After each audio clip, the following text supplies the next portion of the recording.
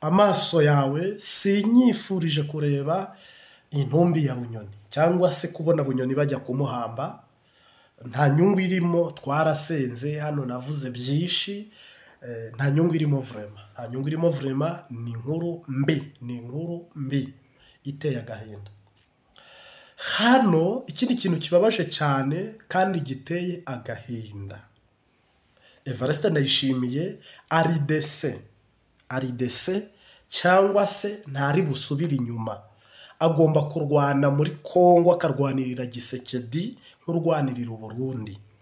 Ntabwo ari kureba ubukene afite, ntari kureba n'ibibazo igihugu gifite, ahubwo ari kureba inshuti ye y'akadasohoka imuha amabuye y'agaciro cyangwa se imuha amafaranga menshi y'amadolari akikoreramo.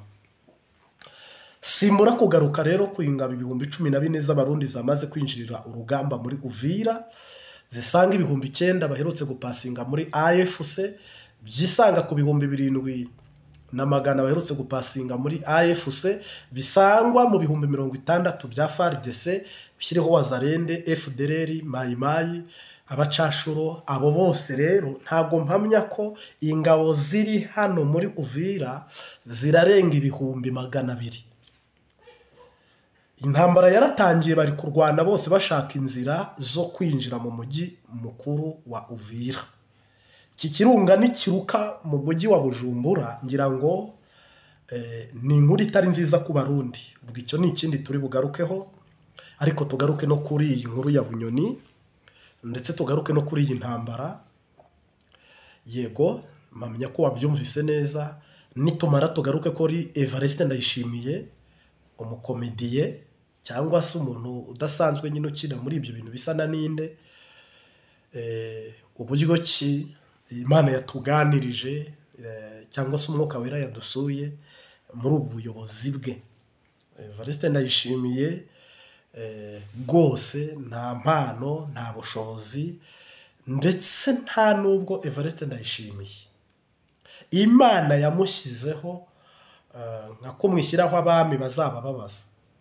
Ndayishimiye rero yewe nabonye atwaye imodoka irenga umusozi, igwa mu manga hasi, igwa mu manga hasi. Kandi ni igihugu, iki ni igihugu cy'u Burundi, ari nayo mpamvu Imana yamuha ubutumwa bwo kubabwira ngo dusengere igihugu cyacu cyiza cy'u Burundi. Nubwo abakiyoboye ari babi, batagikunda, batagipfira, batakitangira, izi mbaraga ziri kujya muri Kongo yaba yazishoye mu gihugu cy'u Burundi mitende, mugabo yazishoye ahatagira umumaro. Ngira ngo rero reka nkureke ubandanye ubu butumwa, ndetse inyuma nabwo hariho ubutumwa bwiza, uhoraho aguhe umugisha. Tewe narabye neza asanga nta numwe akorera leta azopfa atunze, batamenye kwiteza imbere. Nta ukorera leta numwe atiyibye azotunga. Tewe narabye neza asanga nta numwe akorera leta azopfa atunze, batamenye kwiteza imbere. Nta ukorera leta numwe atiyibye azotunga. Bunyoni baramuroze bamuha isumu, kugira ngo buno Bunyoni ararwaye kandi ararembye. Banamuhaye icyo cyumba cya wenyine Bunyoni. Yego ni ukuvuga Bunyoni ari mu kaga n'akangaratete, ariko mu mburi Imana yari yamuhaye. Turabigarukaho muri ubu butumwa bwiza tugiye gutambutsa ngaha. Turagaruka rero nanone ku ntambara iri Uvira, ihuje igisoda cy'u Burundi, igisoda cya M23, ndetse na Wazarendo FARDC, ndetse n'abaturuka muri Colombia, ubwo ni Amerika y'Epfo. Muri ubu butumwa bwacu mu gice cya nyuma nabwo turabaho ubutumwa bwiza bw'ijambo ry'Imana, nk'uko bisanzwe, ariko ijambo ryo ntirisanzwe. Njye ni Habiyambere Martin. Kindi cya gatatu ndagaruka kuri Evariste Ndayishimiye. Evariste Ndayishimiye ni umuntu ejo nabigarutseho, ariko si byo ngiye kugarukaho. Ariko uyu munsi Evariste Ndayishimiye ikibazo gihari, barundi kazi, Imana yambarira mbwira ngo mbabwire ngo musengere igihugu cyanyu. Shitani ishaka gukoresha Sebarundi, igihugu kikagwa mu manga. Niba mwari mwabona nk'ikamyo yarenze umuhanda hejuru y'umusozi, cyangwa se ya modoka y'abashinga amateka yigeze igwa mu Rumonge muri Tanganyika, mwabonye uko yagiye. Nibi rero Evariste Ndayishimiye, Uwiteka databaye, izi komedi ze, imipyinato, kudafata ingingo, kudafata decision, kuba mu bintu umengo ntacyo bitwaye, igihugu cy'u Burundi aragita mu manga. Igihugu gikora impanuka, gikore agisita, kigwe mu ntambara, kandi intambara y'agakura. Usange igihugu kiguye aho nakita gusoma nturi, nubwo n'ubu bitoroshye, ariko mu izina rya Yesu ndagira ngo mufashe dusenge dushikamye twiyirije ubusa. Ntabwo uyu mwaka igihugu kiharenze cyaba kigiye ahantu, mu Kinyarwanda baravuga ngo iyo umwana arira nyina ntiyumve. Iby'ibitoro n'igitoro gike mwabonaga bizahera, iby'amahera bizahera. Ibi byo kuvuga ngo abakozi ba leta amafaranga azasigara mu bantu wabarira ku ntoki, Neva yavuze abantu 1000. Nubuye butumwa se ko turimo twumva ko Buvira barimo barazana amabatayo menshi, amabatayo mu 18 ibihumbi 14. Ni iki wabwira bari kuri iriya deforo hariya, bitewe n'uburyo Abarundi bakubitewe hano, abari kuri deforo hariya barimo baza ku bwinshi ngo baje kurwanya intare za Sarambwe? Nubuye butumwa waho kurikije Abarundi bari hano? Umunyamakuru sibye guseka gusa, zerekanye se kaseke kuko birasekeye. Nago nibaza ukuntu ushobora kuba waraneshejwe hano Goma, nimba muzi byabereye hano Goma, n'ibikoresho bari bafite badashaka kugumivamo, ukanesherwa Bukavu, bakagukubitira hano hepfo Minova, waraye ukambwira ngo Buvira ngo ntago ngo uzaharenga. Reka nseke ndagira ngo mbabwire, ingabo zacu za M23 ni ingabo z'Imana.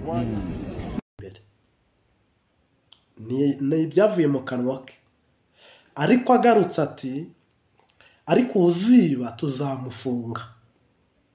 Ariko agarutse ati ntaho ufite ndabashyira, wibutiba biragusha, ubafunze wabamara bose. None gasha uyu mukuru w'igihugu cy'u Burundi rero amakuru atariho ivumbi, buno yenda muzagenda mumubona namwe. Ubundi mbere yari wari kumukuraho amaze nk'iminsi nk'itatu, mwari kuvuga muti duhombye perezida. Ariko ngira ngo buno mumaze kumenya Evariste Ndayishimiye ko adafite impano yo kuba perezida, adafite ubushobozi bwo kuyobora igihugu. Ibindi si uko atabishoboye, si uko yenda atabizi, ariko kuba perezida agatwara ihanga ry'Abarundi igihugu cy'isezerano. Ngira ngo buno nanagarutse nkavuga ini Uhoraho yavuze ko agiye guha Sebarundi kuyobora imyaka nibura 10. Abantu bahita bishakira ubwene gihugu bagasohoka igihugu, abandi bakagihunga, business n'imishinga bakayihagarika, bakareba ikindi gihugu bajya gukoreramo. Uyu munsi wa none rero navuga ngo Evariste Ndayishimiye nta mpano afite yo kuyobora igihugu cy'u Burundi.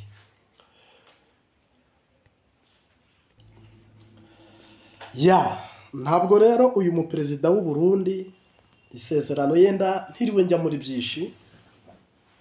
Imana yaduhaye umugisha w'uko ibi bintu byiwe ibishyizeho iherezo, kandi buno vuba muri uku kwa 10 perezida w'u Burundi manda yirarangira. Mpamya ko ararangirana n'aya mezi mufite hano imbere, iminsi ashigaje muyibarire ku ntoki. Ntabwo Evariste Ndayishimiye agifite umwanya wo kuba perezida utwara cyangwa uyobora igihugu cy'u Burundi. Mu buhanuzi Imana yampaye, mu mavuta Imana yampaye, mu bushobozi Imana yampaye, no mu murongo w'Imana mu mwuka muri jomeri cyangwa se kamera. Neva ikiringo cye kiraheze, hagiye kujyaho undi. Ni umugisha rero kuri bamwe, ni n'ibibazo ku bandi. Urumva atanze uburenganzira bwo gusahura no kwiba, bizana icyo nakwita icyuka kibi n'ingorane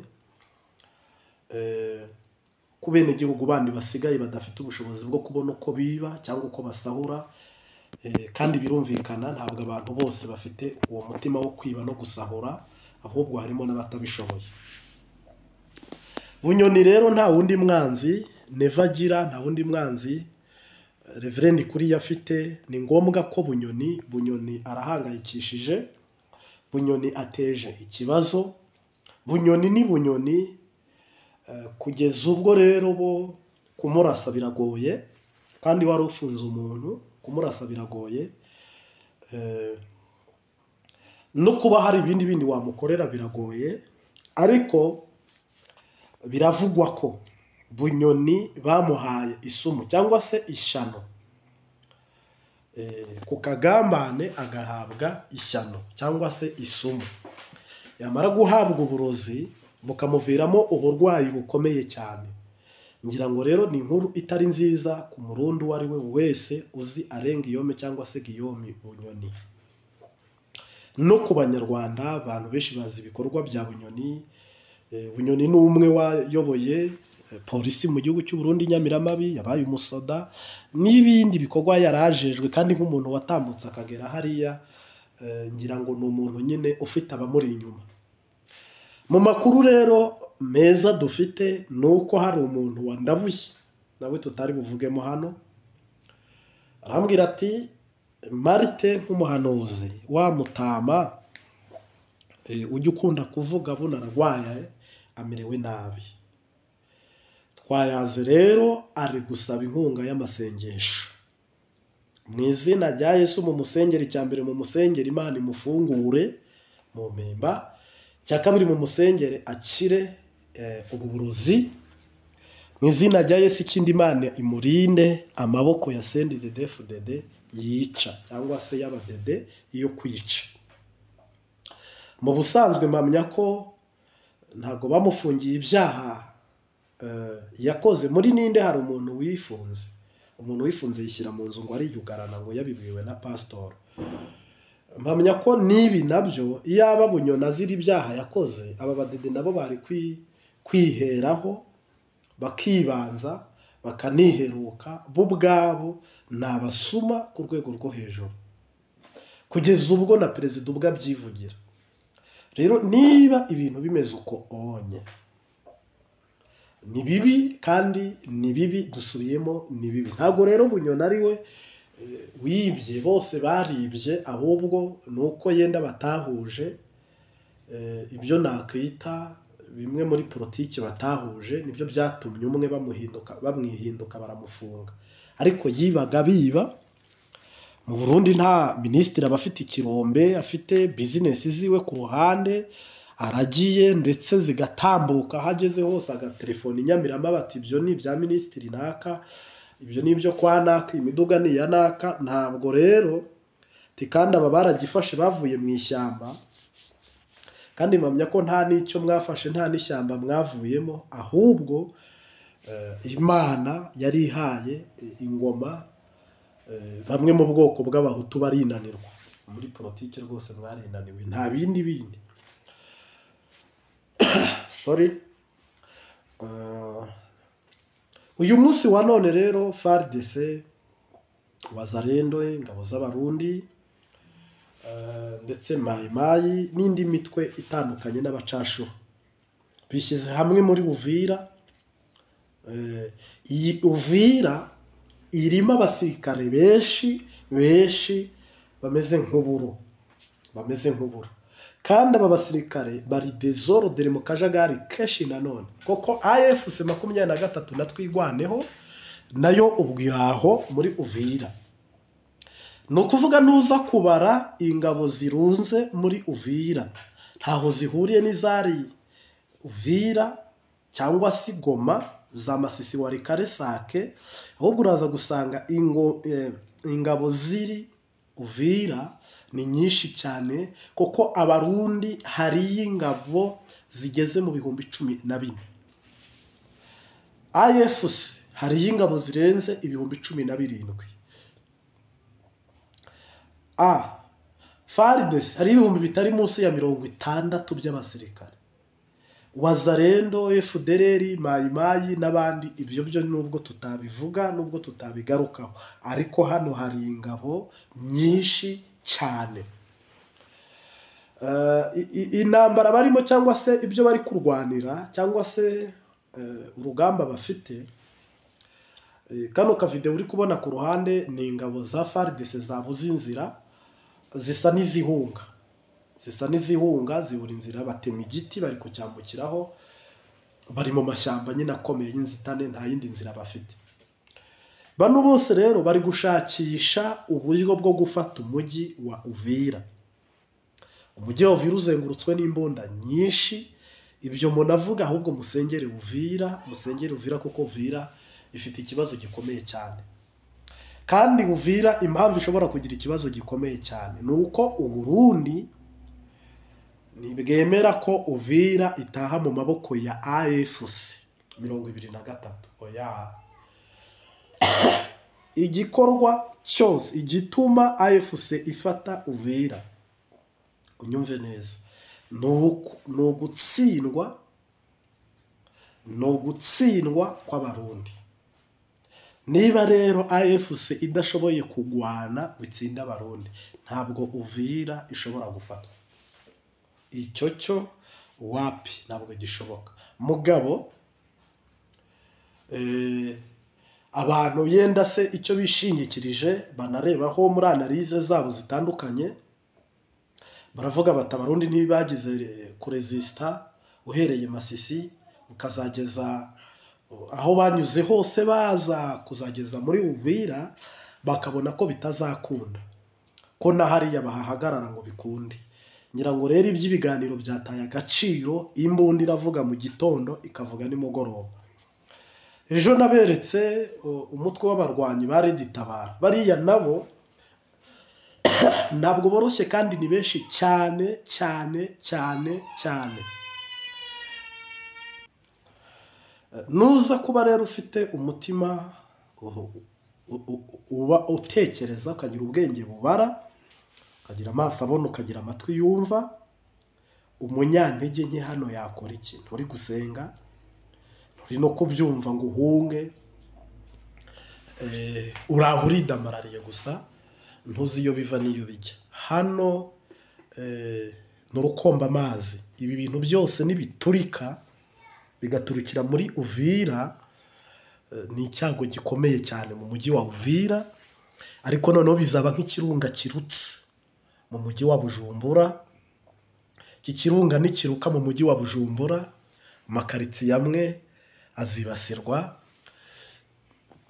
Abafite abakobwa beza no kubona bamufata ku ngufu n'abagore n'ibindi, bafite amahera babasahure, abafite imiduga. Ntabwo wafata ingabo zigeze mu bihumbi 14 z'abarundi, 10 muri M23, ziriya nyeshyamba zose ngo uzishyire mu mujyi wa Bujumbura, ngo ibyo bintu bivuge ngo ni amahoro, ngo ni ibisanzwe, ngo urumva ngo uraoyaye. Uwo bifata nk'ibisanzwe, mugabo nakubwira ngo urihenda cyane cyangwa se uribeshya cyane.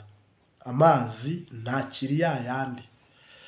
Kandi Neva n'umuvugizi w'igisirikare cy'u Burundi ndetse na Prime, umuyobozi mukuru w'igisoda cy'u Burundi, bose bari dese iyo kurwana intambara muri Kongo. Nubwo harimo abasoda bahunga, nubwo harimo abasoda batabishaka, ariko bariyo. Ntugire ngo abarundi gutsindwa ni n'ibindi, n'ahandi intege nke zizanaturuka, nuko bo bazabara bagasanga nta nyungu babifitemo, bakarwana basubira inyuma batsindwa. Ibyo gusa nta bindi. Ubundi mu busanzwe ari nk'intara ya Ngozi bari kurwanira, ari nk'intara ya Bujumbura bari kurwanira, kubatsinda byagorana rwose. Mugabo hano nta nyungu babibonamo, noneho n'igihugu cyabo kiri mu bibazo byinshi, ntabwo barwana bavuga bati perezida wacu turamushyigikiye turamwubaka ku buryo nyine iterambere ryacu atagira urihungabanya cyangwa urikoma, ahubwo bo baravuga bati turi mu marira, turi mu gahinda, perezida wacu ni umukomedi, abana bacu n'abagore bacu babayeho nabi, igihugu cyageze ahabi, Imana idutabare. Ibi bintu byose rero kandi rwose nk'abapentekote mukwiye gusenga menshi, kuko nimwe mufite idarapo rya Yesu mu gihugu, ni namwe mutwaye itara n'itabaza n'urumuri rw'umwami wacu Yesu Kristo. Siniyumvisha ukuntu rero byagorana cyangwa se mwakabaye mukiri muri uyu murongo. Rero ntabwo ari byiza kubona ikiziga cya Bunyoni abantu bajya kugishyingura ngo azize uburozi. Ngira ngo ni inkuru mbi y'agacamugongo, ni inkuru mbi y'akamaramaza n'agahinda, ku buryo bwose natwe tuvuga ngo ntibikabe mu izina rya Yesu Kristo. Ariko reka tubanze duhanurire bene data. Nzokwama kwizigira zikutazomemukira, ninaramuka ngowe zizigira Yesu gusa, zizigira nkiriho kugeza ubwo uzacisha mu kirimba k'ijuru, zizigira Yesu gusa. Iyo merewe neza mu bugingo ndaririmba, iyo ngowe ndasenga nizigiye umwami wanjye, zizigira nkiriho kugeza ubwo uzacisha mu kirimba k'ijuru, zizigira Yesu gusa. Murikirwa n'umucyo namwe mu w'Imana yera, iyanjyana sinemba nizigira umwami wanjye, zizigira nkiriho kugeza ubwo uzacisha mu kirimba k'ijuru, zizigira Yesu gusa.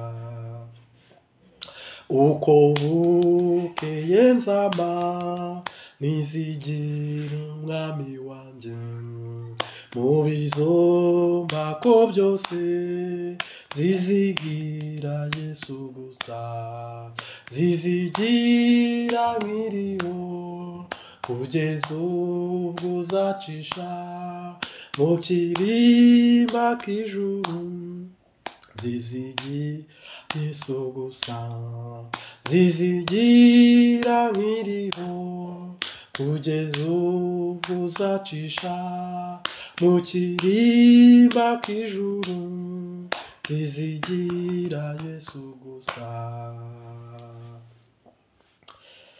Ndaguhobeye mu izina ry'umwami wacu Yesu Kristo, amahoro y'Imana abane n'abaho uherereye hose mu migabane yacu. 15 ngeze kuri ibi, ufite imyaka 30 akavuga ngo nzajya kugera imyaka 40, ngeze kuri ibi. Ubuzima bwo mu isi bugira intego, n'ubuzima bwo mu mwuka bugira intego. Impamvu ujya gusengera nk'umuntu urwaye sida ntakire, cyangwa se ugasengera umuntu urwaye ntabohoke nubwo ataba arwaye sida, cyangwa se ugagera aho bapfushije ntube wazura umupfu, cyangwa se ukagera ahari amarira cyangwa agahinda ntubabere igisubizo, impamvu ni iyihe? Mu buzima bw'umwuka tubamo nta ntego tugira, nta migambi tugira, ntabwo turi mu buzima budahamye cyangwa se butari figisi, cyangwa se bumeze ukundi kuntu. Mugabo icyo hano shatse kumvikanisha ni iki? Ni uko umukristo cyangwa se umukizwa akwiye kubaho mu mwuka, nawe apuraninga iby'ijambo ry'Imana cyangwa se iby'ubuzima bw'umwami wacu Yesu Kristo. Niba uvuga ngo ngiye gukizwa neza, uyu mwaka wose n'irindi cyaha n'igisa nacyo. Niba uvuga ngo ngiye kugendera mu rutonde rwo kugororoka rendi mardi mercredi jeudi gushyika dimanche, ukagira iryo shyaka ukagira uwo muhati, Uwiteka azururuka kubana nawe mu rugendo rwawe. Noneho muri ibyo wifuza gukiranuka urabyongeraho ubwenge, kugira ubwenge mu byo uri gukora byose. Muri ibyo nabyo uvuge ngo aha anye ngiye kongeraho iki, ngiye kwinginga ishobora byose cyangwa isumba byose, ibiganza byanjye bibe byashobora gukiza abarwayi. Yesu ashyiremo umuti, ashyiremo ubushobozi, ashyiremo ubutware. Ushobora kuba uri umukristo ariko ikiganza cyawe kikaba nta mumaro kimaze mu buryo bwo kwirukana abadayimoni. Intoki zawe zose zikaba zitarimo umuti wo kwirukana amashitani cyangwa se amadayimoni. Umwami Yesu nashimwe cyane. Niyo mpamvu buno isomo turi kuganira nuko niba Yesu yaravuze ngo muzakandagira inzoka na sikoropiyo, uyu munsi inzoka na sikoropiyo yenda wowe ntiziragukandagira, ariko abavandimwe bawe zarabakandagiye cyangwa zarabarumye. Mu busanzwe Yesu yari yavuze ko ari twe tuzakandagira inzoka na sikoropiyo. Biza guhinduka birangira kubw'intege nke, kubw'ubuyobe, kubw'inyigisho tugenda dutanga, ubwo nanjye nishyizemo zituzuye zidakwiye. Umukristo agakura adakuze, agakomera adakomeye, akabaho atariho, ku buryo usanga niba Yesu yamuhaye itegeko rimurengera rimubwira ngo kandagira inzoka wongereho sikoropiyo, ugasanga ibyo bintu ntabwo bikora, byarapfuye cyangwa se byarakwamye muri we, ibyo bintu ntibikora. Nawe ubaze iki kintu, niba ibyo bintu bidakora mu birenge, sisiteme yo gukandagira inzoka na sikoropiyo, iyo sisiteme ntikora, yarapfuye. Uyu mukristo rero niba afite kuba atari bunamenye ko ibintu byapfuye ngo ajye kubikoresha cyangwa babivugurure cyangwa bamuhe piyesi de reshanje mu buryo bw'umwuka, aho azakandagira aho kugira ngo zipfe ahubwo zimurume. Nizimara kumuruma niho usanga umuntu anywa inzoga akijijwe agahita agwa, yasambana agahita agwa.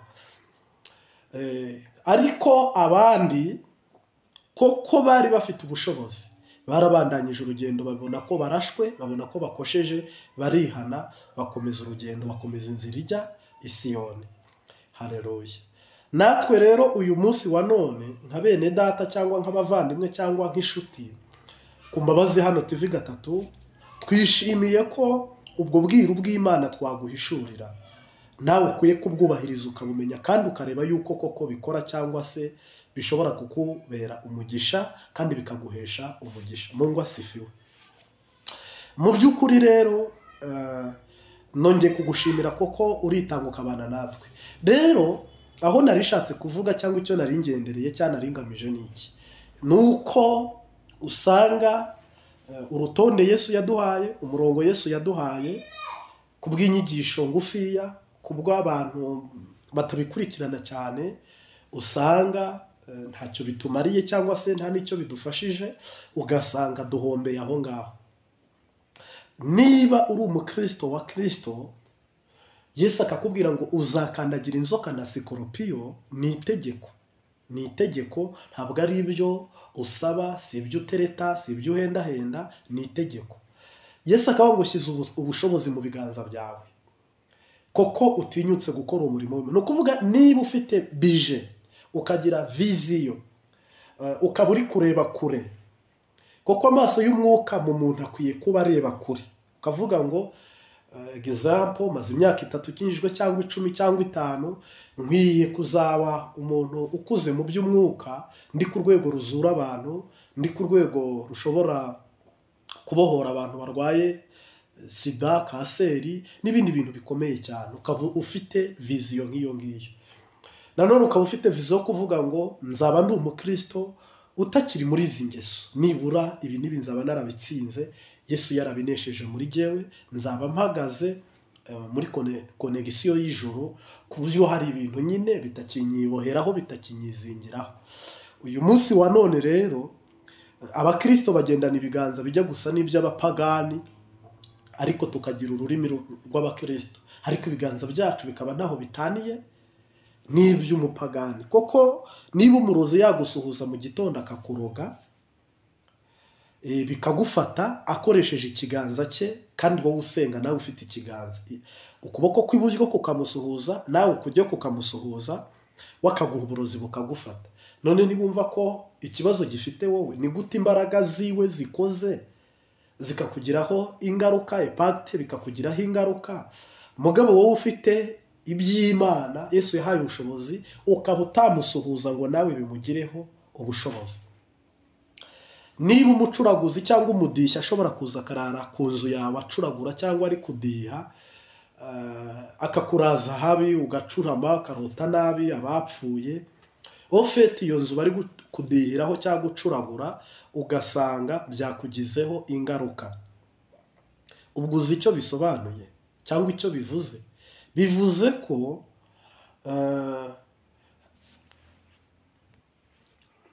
Bivuze ko bariya barozi bo ingufu zabo baziverifiya mu gitondo, bakaziverifiya ku mugoroba, bakabaga intama bakagaburira Satani, impene, inka, bagatanga abana babo, bagatanga abagore babo cyangwa abagabo babo, bagafata ibintu by'ibimazi by'agaciro bihambaye bakabiha Shitani, noneho imiti yabo igakora ikatuzengereza. Twebwe rero usanga umurimo w'Imana dukora no gutegereza imvura igahita. Umurozi mu mvura arajya kuroga, no gutegereza uvuye ku kazi ufite umwanya, umurozi n'akazi yagasiba akabanza akakuroga. No kuvuga Shitani we ko nta gihe afite cyo kuhuga kurangara, igihe kimurangiranye. Abakozi ba Shitani nta joro bagira, nta manywa bagira, nta n'isoni bagira. Niyo mpamvu ubona umusazi yambara ubusa akaba ari proud yabyo, cyangwa umupfumu cyangwa umurozi. Abadayimoni bamubwira batuzajya gucuragura wambaye ubusa, cyangwa uzajya kudiha wambaye ubusa, akabikora uko onye. Twebwe rero turihana, turanigaya kuba iby'Imana. Uturanye n'abarwayi 5 nta n'umwe wafasha, uturanye n'abandi bantu bafite ibibazo bijyanye no kuba bifuza ubufasha buvuye mu ijoro, ariko ukaba utafasha n'umwe. Ubwo urumva aho ikibazo kiri rero, kiri mu buryo bw'umwuka, resitarasiyo y'iby'umwuka muri wowe, viziyo y'iby'umwuka muri wowe, ineza y'Imana muri n'urukundo rw'Imana biraciriritse. Noneho rero uhindura ingendo n'inyifato, tuba abagabo bo guhamya ibya Kristo, tugera ikirenge muke, natwe turaba nkawe. Koko niba nge maze kwizera ijambo yavuze ngo ibiganza byanyu birimo ubushobozi, birenge byanyu birimo ubutware, kandi muzakora n'ibiruta ibyo nakoze. Kamemu nkwiye kugira urugendo rw'agakiza ariko rwuzuye iby'umwuka, rufite n'iby'umubiri. Nkwiye kuba nanagenda nk'icyana cy'intambwe cyangwa intare, ntabwo nkwiye kugenda nububa, nihisha, ntinyabarozi. Urumva ako gakiza mpamya ko nijoro katari guhesha. Ubaye ukijijwe ku rwego twagaye, nijoro mpamya ko kuribona biragoye. Ariko ukijijwe kuri uru rwego twigishije mo hano, kuri uru rwego tubaye nk'abigisha ko abantu bakwiye kugira viziyo yo gukoresha amaboko Imana yabahaye n'intambwe Imana yabahaye, bikagendera mu isezerano ry'Imana. Aho ni fresh, aho ni salama. Rero Uwiteka aguhe umugisha kandi aguhezagire. Reka dusengane. Data, dusoze iri teraniro nkwifuriza ko uyu mugisha nkusabiye n'ibi nkwatuye bikubera umugisha ndetse n'ubugingo mu izina rya Yesu. Ndagushimiye Mwami Yesu, umwana w'intama w'Imana, Yesu Kristo wabambwe rimwe i Karuvari Nyabihanga. Umwigisha n'umwigishwa tugabanira imbere yawe, uha umugisha intambwe imwe duteye uduterere 99.